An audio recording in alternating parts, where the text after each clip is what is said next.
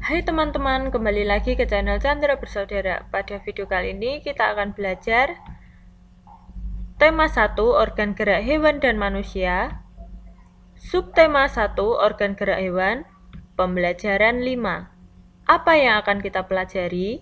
Ya, hari ini kita akan belajar mengenai perbedaan hewan vertebrata dan avertebrata. Yang kedua, kita akan belajar membuat gambar cerita. Dan yang ketiga, menuliskan ide pokok masing-masing paragraf dalam bacaan. Sebelumnya, jangan lupa subscribe ya, supaya tidak ketinggalan video selanjutnya.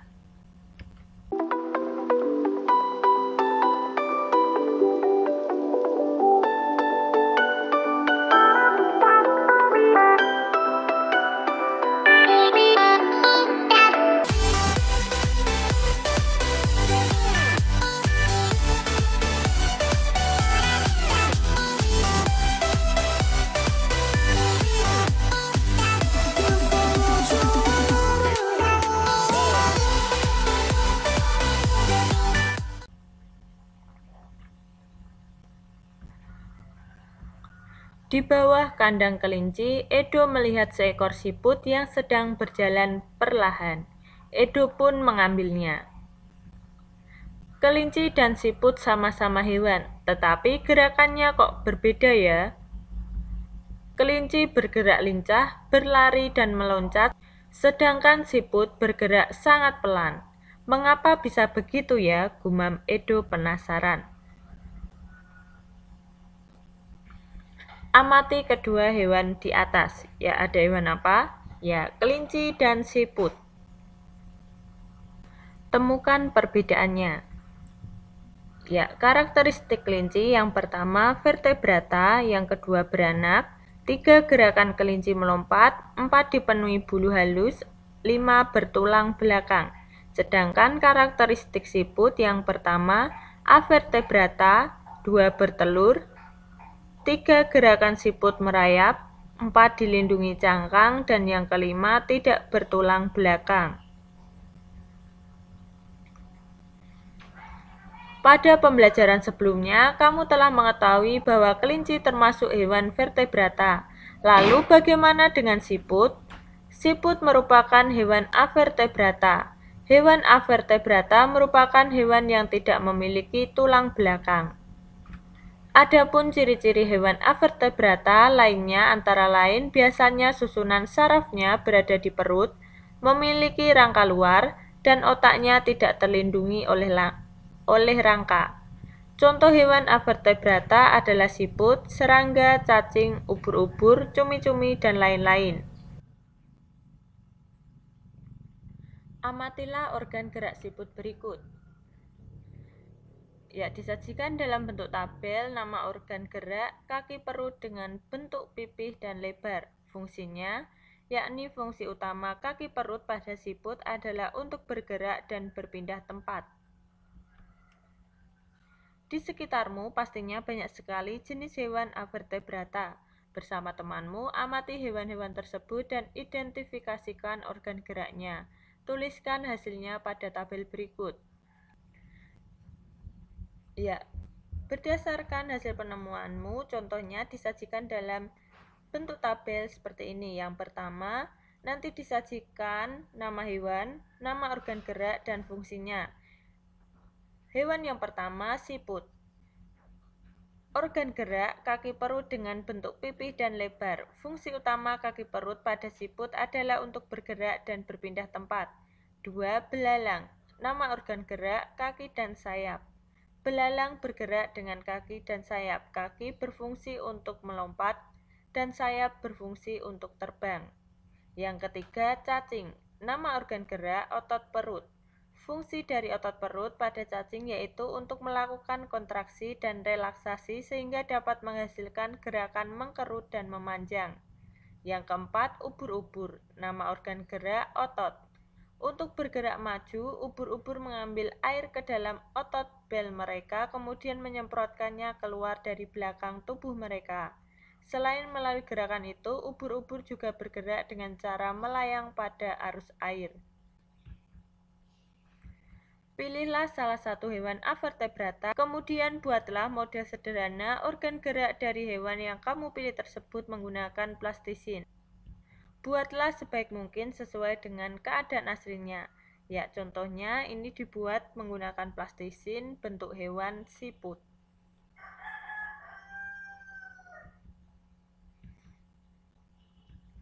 Ceritakan gambar yang telah kamu buat di hadapan guru dan teman-teman satu kelasmu. Mintalah pendapat atau masukan dari guru dan teman-temanmu. Organ gerak siput adalah kaki perut dengan bentuk pipih dan lebar. Otot perut yang berfungsi sebagai alat geraknya yang akan mengangkat bagian tubuh siput dan menggerakkannya ke arah depan, memiliki banyak kelenjar penghasil lendir. Lendir inilah yang membantu siput mencengkeram ketika sedang memanjat. Selanjutnya kita akan mendengarkan teks bacaan yang berjudul Siput Bukanlah Hewan Lemah. Siput menurut sebagian orang dianggap sebagai hewan yang lamban dan menjijikkan. Bahkan karena gerakannya yang lamban, tidak jarang orang membanding-bandingkannya dengan kelinci. Siput juga dianggap menjijikkan karena tubuhnya yang penuh lendir. Sebenarnya siput memiliki kelebihan dan keistimewaan. Kelebihan dan keistimewaan siput ini merupakan karunia Tuhan yang tidak dimiliki oleh hewan-hewan lain. Apa saja kelebihan dan keistimewaan tersebut? Ya, siput merupakan hewan yang berjasa dalam penguraian serpian daun-daunan. Kenapa berjasa? Karena siput memakan daun-daunan dan menjadikannya bagian-bagian yang kecil atau serpihan, sehingga mudah untuk diuraikan oleh bakteri pengurai. Jika benda-benda yang besar seperti daun berubah menjadi serpihan dan diuraikan akan bermanfaat bagi kelestarian lingkungan sekitar siput berada. Hasil penguraian yang diawali oleh siput itu akan berfungsi menjadi pupuk alami sehingga tanah pun menjadi subur. Siput adalah sang pengembara yang mandiri. Meskipun siput berjalan lambat, tetapi siput memiliki stamina yang sangat bagus. Daerah pengembaraan siput pun sangat luas. Pengembaraan siput dimulai sejak siput menetas. Setelah menetas, siput langsung mandiri. Siput tidak lagi terikat dan bergantung pada induknya. Siput memiliki pertahanan diri yang baik dalam beradaptasi dengan lingkungan dan mempertahankan diri dari serangan predator. Meskipun tubuhnya lunak, namun tubuh siput memiliki lendir. Lendir ini berfungsi sebagai minyak pelumas dan pelindung bagi tubuhnya ketika berjalan di permukaan. Jalan sekasar apapun dan seterjal apapun akan mudah dilalui tanpa tubuhnya terluka. Selain itu, juga siput dikaruniai Tuhan dengan cangkang. Cangkang ini berfungsi sebagai rumah yang memberikan kenyamanan dan keamanan bagi tubuhnya. Cangkang juga berfungsi sebagai tempat persembunyian ketika ia terancam oleh lingkungan atau predator. Meski terik panas ataupun hujan, siput tetap bisa hidup nyaman dan aman dengan cangkangnya.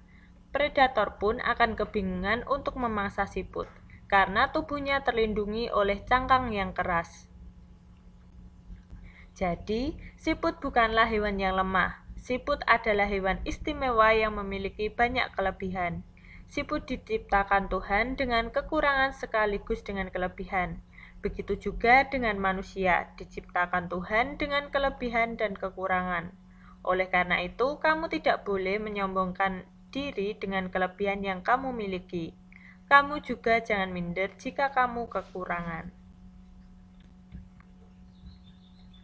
Berdasarkan bacaan, temukan ide pokok dan kalimat pengembang masing-masing paragraf. Ya, disajikan dalam bentuk tabel, ada paragraf, kemudian ide pokok dan kalimat pengembang. Ya. Pada paragraf 1, ide pokoknya siput menurut sebagian orang dianggap sebagai hewan yang lamban dan menjijikkan. Kalimat pengembang, bahkan karena gerakannya yang lamban, tidak jarang orang membanding-bandingkannya dengan kelinci. Siput juga dianggap menjijikkan karena tubuhnya yang penuh lendir. Pada paragraf 2, ide pokok, sebenarnya siput memiliki kelebihan dan keistimewaan. Kalimat pengembang, Kelebihan dan keistimewaan siput ini merupakan karunia Tuhan yang tidak dimiliki oleh hewan-hewan lain. Apa saja kelebihan dan keistimewaan tersebut? Ya, paragraf 3, ide pokok, siput merupakan hewan yang berjasa dalam penguraian serpian daun-daunan. Kalimat pengembang, kenapa berjasa? Karena siput memakan daun-daunan dan menjadikannya bagian-bagian yang kecil atau serpihan sehingga mudah untuk diuraikan oleh bakteri pengurai. Jika benda-benda yang besar seperti daun berubah menjadi serpihan dan diuraikan, akan bermanfaat bagi kelestarian lingkungan sekitar siput berada. Hasil penguraian yang diawali oleh siput itu akan berfungsi menjadi pupuk alami, sehingga tanah pun menjadi subur. Paragraf keempat, ide pokok, siput adalah sang pengembara yang mandiri. Kalimat pengembang, meskipun siput berjalan lamban, namun siput memiliki stamina yang sangat bagus. Daerah pengembaraan siput pun sangat luas. Pengembaraan siput dimulai sejak siput menetas. Setelah menetas, siput langsung mandiri. Siput tidak lagi terikat dan bergantung pada induknya. Selanjutnya, paragraf 5, ide pokok, siput memiliki pertahanan diri yang baik dalam beradaptasi dan juga dalam mempertahankan diri dari serangan predator. Kalimat pengembang, meskipun tubuhnya lunak, namun tubuh siput memiliki lendir. Lendir ini berfungsi sebagai minyak pelumas dan pelindung bagi tubuhnya ketika berjalan di permukaan. Jalan sekasar apapun dan seterjal apapun akan mudah dilalui tanpa tubuhnya terluka. Selain itu, siput juga dikaruniai Tuhan dengan cangkang. Cangkang ini berfungsi sebagai rumah yang memberikan kenyamanan dan keamanan bagi tubuhnya.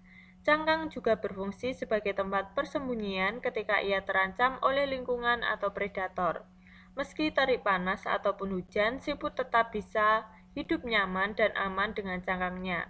Predator pun akan kebingungan untuk memangsa siput karena tubuhnya terlindungi oleh cangkang yang keras. Paragraf ke-6, ide pokok, siput bukanlah hewan yang lemah. Kalimat pengembang, siput adalah hewan istimewa yang memiliki banyak kelebihan. Siput diciptakan Tuhan dengan kekurangan sekaligus dengan kelebihan. Begitu juga dengan manusia, diciptakan Tuhan dengan kelebihan dan kekurangan. Oleh karena itu, kamu tidak boleh menyombongkan diri dengan kelebihan yang kamu miliki. Kamu juga jangan minder jika kamu kekurangan. Pada pembelajaran sebelumnya, kamu telah mempelajari ragam gambar cerita atau ilustrasi. Dalam membuat gambar cerita, kamu juga harus mengetahui corak gambar cerita atau ilustrasi. Corak gambar cerita atau ilustrasi adalah sebagai berikut. Yang pertama, realis. Realis merupakan gambar yang dibuat seperti keadaan aslinya, baik bentuk, ukuran, dan tata letaknya. Contohnya seperti lukisan berjudul Kapal Dilanda Badai karya Raden Saleh.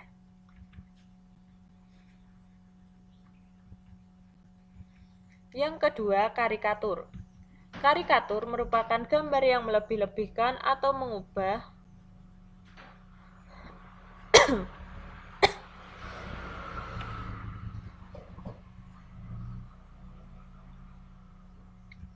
Karikatur merupakan gambar yang melebih-lebihkan atau mengubah dari objek aslinya. Gambar karikatur menyajikan objek dengan karakter yang lucu dan aneh. Biasanya, gambar karikatur mengandung kritikan dan sindiran. Nah, contohnya seperti gambar, nggak butuh narkoba, main bass saja. 3. Kartun. Kartun merupakan gambar yang berfungsi untuk menghibur dan berisikan humor. Gambar kartun dapat berupa tokoh binatang atau manusia. Ya, contohnya adalah seperti gambar ini. Yang keempat, dekoratif. Dekoratif adalah gambar yang disajikan dengan mengubah bentuk objek aslinya namun tanpa menghilangkan ciri-ciri khasnya. Sebagai contoh ialah gambar seperti ini. Ya, ada gambar burung dan bunga. Demikian pembelajaran pada video kali ini. Semoga bermanfaat ya, dan sampai jumpa di pembelajaran berikutnya. Bye-bye.